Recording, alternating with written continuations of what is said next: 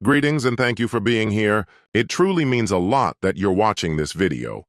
And if you'd consider subscribing to the channel, I'd be even more grateful. It helps more than you know. Let's get right into it.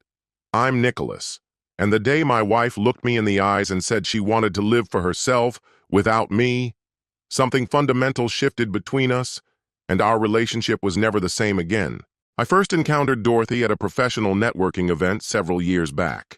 She was then employed in human resources at a multinational firm, while I was just starting out in the field of financial consulting. From our first conversation, I was drawn to her ambition and the clarity with which she spoke about her work and her goals. Over the following months, our connection unfolded naturally. We'd squeeze in coffee dates between work, visit museums on weekends, and take long evening strolls filled with personal stories and thoughtful conversations about current affairs. Dorothy appeared genuinely committed to building something substantial with me. She supported my professional ambitions wholeheartedly, all while advancing steadily in her own career. After 2 years of dating, we married in a small, intimate ceremony that felt entirely right for us. Dorothy moved into the house I had bought the year before, using a modest inheritance from my grandfather. It was a simple 3-bedroom place in the suburbs, fully paid off with a small backyard, exactly the kind of stable foundation I'd always hoped to build a family on. The early days of our marriage were peaceful and content. Dorothy seemed genuinely pleased with our home and our life together. She never expressed dissatisfaction with our living situation or hinted at wanting anything more extravagant. Even though she had a solid job and her own salary, she appeared comfortable with how we divided our expenses. I handled the larger financial responsibilities, like home maintenance, while she contributed by covering the grocery and utility bills. We maintained our separate bank accounts but also had a shared one for savings and joint costs. At that point, everything felt fair and balanced. Dorothy kept in touch with a few close friends from college and remained friendly with her coworkers, but she didn't have much of a social life outside of us.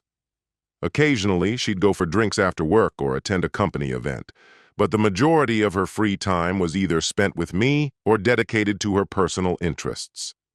I never once felt uneasy about her friendships or felt they interfered with our marriage.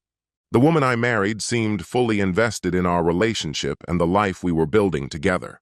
She understood that a strong marriage relied on mutual respect, joint decisions, and caring equally about each other's needs. But things started to change in our 3rd year when she reconnected with a few old sorority friends on social media.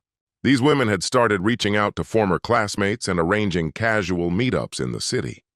Dorothy was genuinely thrilled to rejoin their circle, and at first, I was happy for her too. It seemed like a positive way for her to broaden her social connections. One of these women, as I came to learn, had gone through 2 divorces and was now working in real estate. She was outspoken and unapologetic, and she didn't hide her cynical opinions about marriage. Dorothy told me she often complained about wasting her youth trying to please men instead of chasing her own ambitions. She was now proudly independent and encouraged other women to follow the same path. The second friend had never married, but had experienced a string of failed, long-term relationships. She was involved in event planning and led a high-energy social life, organizing impromptu outings and encouraging her friends to be spontaneous. She prided herself on being the one who could always convince others to join her at the last minute. In the beginning, these friendships seemed harmless. Dorothy would meet them for a drink or a meal maybe once a month, and she'd come home eager to share amusing stories or catch me up on their lives. I was sincerely glad she was reconnecting with people she cared about, especially since relocating had left her feeling somewhat isolated. But as time went on, I started noticing subtle, then increasingly clear changes in Dorothy. She began spending more time with these women, and the more often she saw them, the more strained our dynamic became. After nights out with them, she'd sometimes return home with new complaints about our relationship, issues she'd never brought up before. All of a sudden, my usual habit of checking in on her schedule became something she saw as invasive or controlling. She also started making pointed remarks about how some women she knew were overly dependent on their husbands, or how certain wives lost their identities by always putting their families first. It felt like she was testing out new views on relationships, floating ideas to see how I'd react. But what unsettled me most was how she now talked about the future. She no longer described our goals in shared terms. Where she once said we and us, she now spoke more and more in terms of what she wanted, with no clear place for me in those plans. I tried to be understanding. I told myself that growth was a normal part of any long-term relationship and that I shouldn't be alarmed by her exploring new perspectives. I didn't want to become the stereotypical husband who felt threatened by his wife's autonomy or friendships. But by the time we reached our 4th anniversary, Dorothy's connection to those friends had become her top priority socially. They were seeing each other at least twice a week, often spontaneously, and she began staying out late, sometimes not coming home until well past midnight, even on nights when she had work the next morning. The conversations she brought back became more provocative, and they often seemed crafted to start conflict. She'd tell stories about her friend's ex-husband who had tried to dictate their financial arrangements, or about a breakup caused by a boyfriend opposing solo vacations. These were always paired with commentary about men trying to limit women's freedom, and Dorothy would often study my reaction as she relayed them. She also started reinterpreting decisions we'd made together early in our marriage as evidence that I had tried to control her or reinforce patriarchal expectations. Our long-standing financial arrangement, where I paid for the bulk of the bigger expenses, was now, in her mind, an example of me trying to keep her financially dependent. What I had always considered a fair and natural expectation, that we should discuss major life decisions as a couple, somehow became, in Dorothy's mind, a sign that I didn't trust her ability to make choices. The most frustrating part of that period wasn't just the disagreements themselves, but the way Dorothy chose to bring them up. Rather than speaking to me openly about her concerns, she'd make cutting remarks or pose loaded questions that felt more like traps than invitations to talk. And whenever I attempted to engage her directly, trying to address the root of the issue, she'd accuse me of being dismissive or overly defensive. Even her behavior outside our home started to take on a new tone. She became increasingly active on social media, frequently posting quotes and articles about women's independence and the need for personal agency in relationships, messages that felt like indirect critiques of our marriage. When I tried to express my unease about how much her friends seemed to be influencing her outlook, Dorothy's reaction was to withdraw further. She started answering calls in separate rooms, or stepping outside entirely, deliberately keeping those conversations out of my earshot. When I asked her why she was suddenly guarding her phone calls, she snapped that I was trying to control who she spoke to. It was a sharp departure from how things had once been between us, and it left me wondering what exactly she didn't want me to hear. The tension between us kept rising, and arguments started cropping up more frequently. What used to be small disagreements now exploded into deeper conflicts that touched on the very foundation of our relationship. Even routine topics, chores, schedules, or plans could suddenly become flashpoints. Dorothy would twist everyday concerns into accusations about my character, casting our entire relationship in a negative light. If I brought up how distant she seemed, or expressed worry about how often she stayed out late, she'd turn it around and claim I was trying to stifle her social freedom. Things reached a breaking point during the 5th year of our marriage, when Dorothy abruptly informed me she was going to Las Vegas for a week with a group of her old college friends, all of whom were single. She didn't present it as something we should plan together or even talk about. She spoke like the arrangements were already finalized. Flights and hotel bookings were being confirmed the following week, she said. When I asked her for more details, she quickly became defensive, cutting the conversation short. She insisted it was nothing more than a birthday trip, a fun, harmless getaway with her girlfriends. But to me, it sounded more like an extended escape centered around partying, nightlife, and temptation. What disturbed me most wasn't even the idea of the trip. It was the way she had made the decision without involving me at all. Spending a week partying in Vegas, with no prior discussion and presented as a fait accompli, felt like she was testing the limits of our marriage on purpose. I explained my concerns to her calmly, hoping to have a rational conversation. But Dorothy's reaction was explosive, more extreme than anything I had ever seen from her. She tore into me, accusing me of acting like she was my property, of being possessive and irrationally jealous. Her words were sharp, almost rehearsed, filled with the kind of language you'd expect from someone reading a manifesto on personal liberation. She even compared me, unfavorably, to the boyfriend of one of her friends, a man who apparently never questioned his partner's choices or asked for explanations. Dorothy accused me of being outdated and controlling, insisting that my expectations were stifling her ability to live authentically. The argument dragged on for hours. What struck me most was not just her anger, but how animated she became during the fight, as if she had been waiting for this moment to finally let everything out.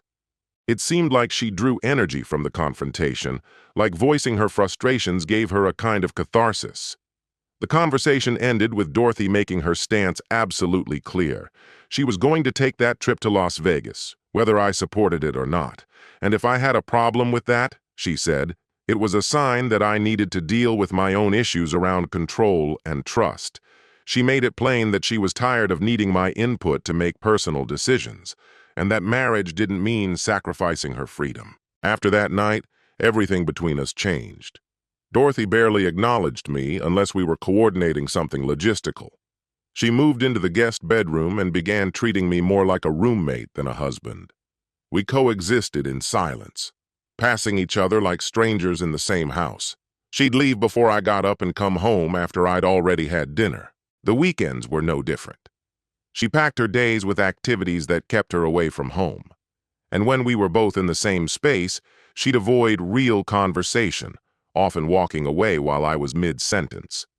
It became increasingly clear that she was confiding in her friends, leaning on them for support while using distance and silence to punish me. Still, I hoped that this would pass. I convinced myself that we could talk it out eventually. I believed that, with time and space, we could find our way back to each other. I even started looking into couples therapy, thinking it might provide a safe environment to work through everything. I researched therapists in our area and began thinking of small, meaningful gestures that might break the ice. At one point, I even considered telling her that she could go to Las Vegas if she really wanted, that maybe I had overreacted, and it wasn't worth losing our marriage over a single trip. But the way Dorothy behaved during that stretch of time made it painfully clear that she wasn't looking for reconciliation. She didn't appear to want compromise or healing. On the contrary, she seemed perfectly content in the emotional Cold War we were living through, like she was just waiting for me to surrender completely rather than meet me halfway. Everything came to a head on a Thursday night. I had stayed late at the office to finish a project, and on the drive home, I decided to give it one more try, to reach out, to check the temperature between us. But when I walked into the kitchen, I found Dorothy already sitting at the table, papers laid out in front of her. I noticed that her wedding ring was gone, a detail I'd picked up on in the days following our blowout, though I hadn't wanted to dwell on it. She looked serene, like someone who had already come to terms with her decision. As she stood and crossed her arms, I realized this wasn't going to be a discussion. It was the end. She told me that she was finished living under the expectation that she had to check in with me before making choices about her own life. She said she was ready to pursue happiness on her own terms, and that meant dissolving our marriage. The stack of papers on the table was a divorce filing. While I had spent the past several weeks clinging to the hope that we could repair what had broken between us, Dorothy had been meeting with an attorney and planning her exit. My response wasn't what either of us had anticipated. Rather than argue, plead, or try to sway her, I looked her in the eye and told her plainly she was welcome to follow her own path, but she wouldn't be doing it in my home and not with my financial support. The silence that followed felt dense and razor-sharp, unlike anything I'd encountered before. Dorothy looked completely blindsided. Her mouth actually dropped open in disbelief. It was as if she couldn't process the words I'd just spoken. She had clearly come prepared for some emotional confrontation. Tears, maybe pleas, or an intense conversation about salvaging things. But I didn't give her any of that. My calm, measured reply threw off whatever narrative she had built in her head. It wasn't the reaction she was counting on. In her mind, I was supposed to be devastated, desperate enough to do whatever it took to keep her around, even if it meant accepting a version of marriage that only worked for her. Maybe she believed I'd be content to let her rewrite the terms while still enjoying the privileges and protections that came with being my wife. But something in me had snapped. The calculated, almost scripted way she delivered the news had triggered a shift in me. I had no desire to plead with someone who had already emotionally checked out. There was no way I was going to let our home turn into a place she could drift in and out of whenever it suited her. Her initial disbelief quickly morphed into anger. She declared she was going to claim the house. I calmly reminded her that the property, where we'd lived the past 5 years, was bought solely with inheritance money before our marriage. Her name had never been attached to the deed, the mortgage, or any legal document related to ownership.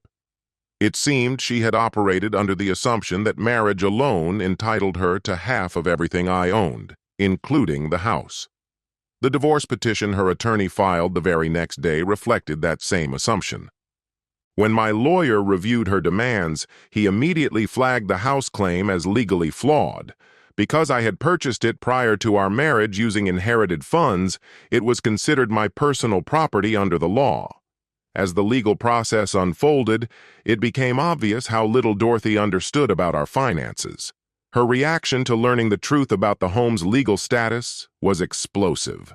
She accused me of hiding things, of deceiving her, of manipulating her financially by not including her on the deed. She insisted that I had used money as leverage throughout our marriage, though she had never once asked to be added to the title, and had never contributed financially to the purchase or any significant upgrades. The case dragged on for more than a year, 14 months of drawn-out legal exchanges during which her attorney kept attempting new strategies to claim a portion of the property. They argued that her unpaid contributions as a homemaker helped preserve the home's value, that her sharing of everyday expenses enabled me to afford the house, and that, because of the marriage, she was entitled to a share of its appreciation in value. One by one, my attorney dismantled these arguments. He produced records showing I paid all taxes, insurance, and upkeep from separate personal accounts. He highlighted that her domestic efforts were no different from what any spouse might do and didn't constitute a legal claim. There was no written or verbal agreement promising her any ownership. The courtroom proceedings were often tense and sometimes degrading, as Dorothy's anger bubbled over in front of everyone. She frequently interrupted hearings, leveled accusations of dishonesty at me, and had to be scolded by the judge multiple times for her behavior. When the divorce was ultimately finalized, Dorothy left with her share of the joint savings and whatever personal possessions she had brought into the marriage or acquired independently. She also kept her car, which was titled in her name and fully financed by her alone. She'd requested spousal support, but the judge rejected the request, noting the relatively short duration of our marriage and her ability to support herself financially. The court also cited the fact that we had always maintained separate careers, and that there was no evidence Dorothy had become economically dependent on me to the extent that would justify alimony.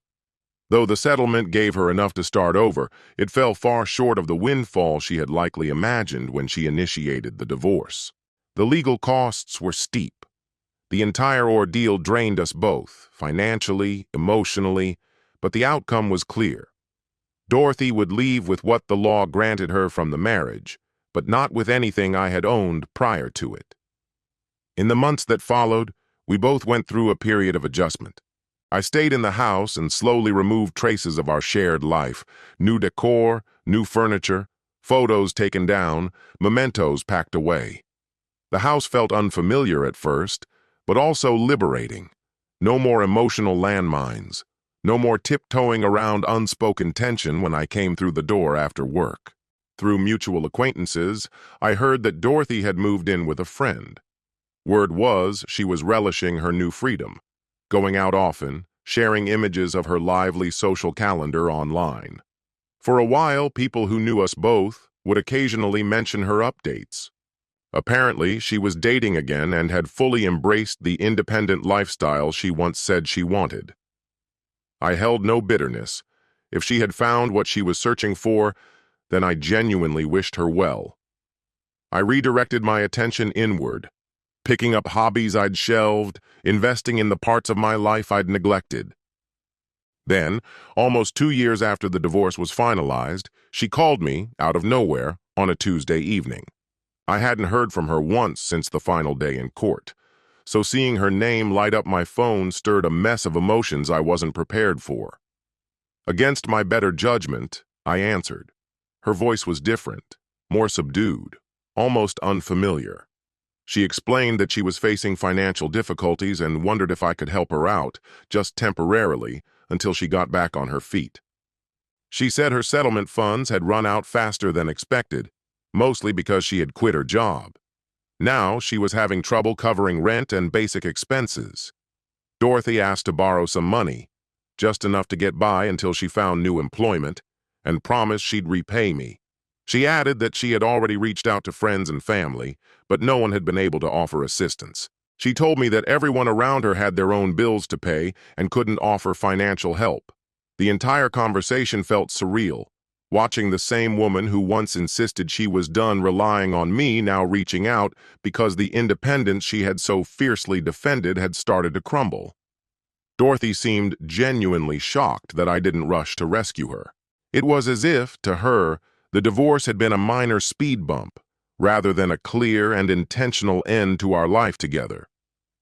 When I asked what made her think I'd be willing to support her financially after all that had happened, she said she believed we could still remain friends, still show up for one another in moments that mattered.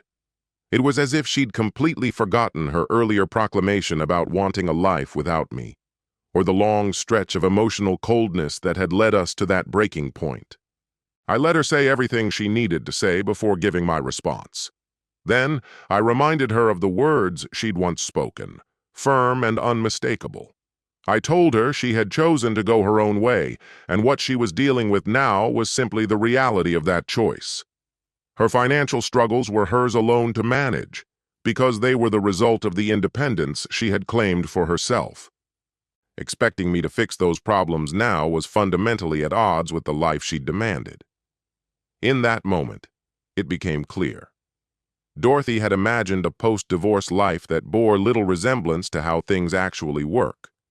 She seemed to believe she could walk away from our marriage, but still rely on the safety and financial cushion I had once provided. She wanted to be free, to make her own choices based solely on her own needs, regardless of how those choices affected me. And yet, when her plans began to unravel, she still expected me to be there to catch her fall. When I calmly told her I wouldn't be offering any help, she responded in a way I'd seen many times before during our marriage. She lashed out, accusing me of cruelty and vengeance, claiming that my refusal was about punishing her for chasing her own happiness. She said I was being petty, harboring resentment instead of showing compassion for someone I used to care about.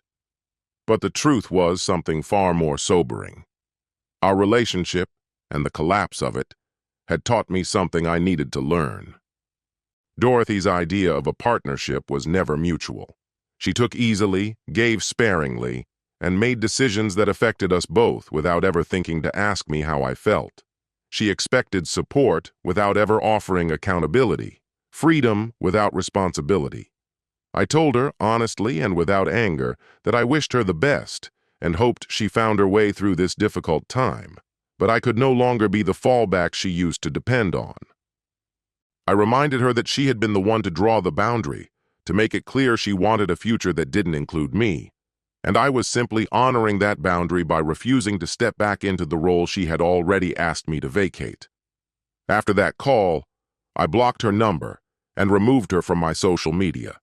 That conversation had been her final chance to demonstrate she understood the consequences of her actions. But instead of owning her choices, she tried to undo the outcome by appealing to the emotions she once knew how to stir in me. Looking back at the way our marriage ended, I can now recognize the subtle warning signs I had overlooked, or perhaps chosen not to see.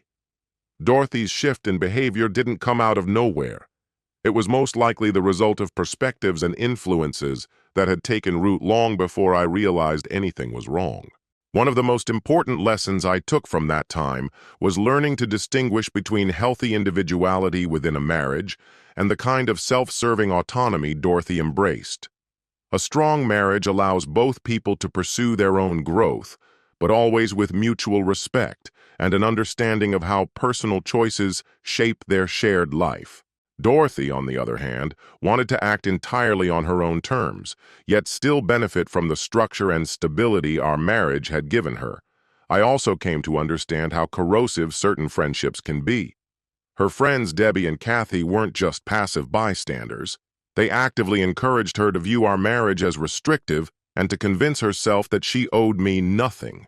Dorothy clung to their approval because it gave her permission to center her own needs without guilt.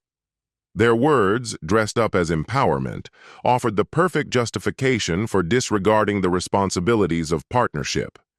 In the end, what the divorce made clear to me was this: sometimes the kindest thing you can do for someone is allow them to fully face the outcomes of their own decisions. Dorothy needed to see for herself that every choice comes with a cost. You can't ask for complete freedom and then turn around and expect someone else to absorb the consequences when things fall apart. Today, I'm in a relationship that embodies everything I once thought marriage should be. We respect one another's independence, but we also make our life decisions together, with awareness, with care, and with a commitment to each other's well-being. It's the kind of mutuality I once believed existed between Dorothy and me, but I now know it never truly did. Dorothy may have felt something for me in her own way, but that affection was always outweighed by her desire to pursue whatever she wanted, regardless of the cost to our relationship. That truth, as painful as it was, shaped who I've become. Some people still ask if I regret the way I handled her call for help, whether I should have offered more kindness to someone I used to love. But my answer remains the same. The most loving, most honest thing I could do, for both of us, was to let her walk the path she had chosen without interference. She told me in no uncertain terms that she didn't need me anymore. All I did was ensure that she experienced the full weight of what that actually meant. And that's where our story concludes. Let me know your thoughts in the comments below. Thanks for tuning in, and if you found this story meaningful, take a moment to explore others on the channel. Until next time, take care.